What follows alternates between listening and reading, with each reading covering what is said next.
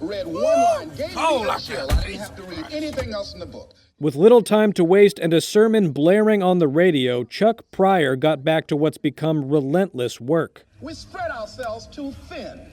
Pryor is the director of this small Houston funeral home, and ever since the global pandemic came to Texas, a state hit hard by COVID-19, the phone has not stopped ringing. Pryor himself is often answering the call and driving to pick up the body of yet another victim of the disease as the nation's coronavirus death toll approaches the 500,000 mark. Exhausting. Overwhelmed. Pryor says the number of deaths his funeral home handled in 2020 were more than double what he would see in a normal year. So far, 2021 hasn't been any easier.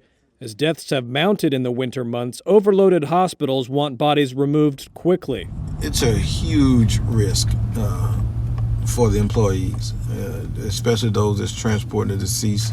Pryor's staff is feeling the strain, and over the past year, some exhausted workers at Pryority Funeral Experience quit, while others fell ill.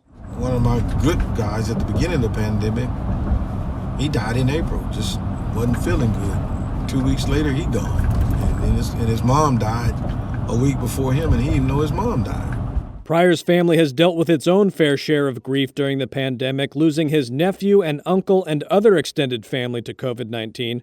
But Pryor tries to stay positive, saying he focuses on the present. I choose to take one day, one person at a time.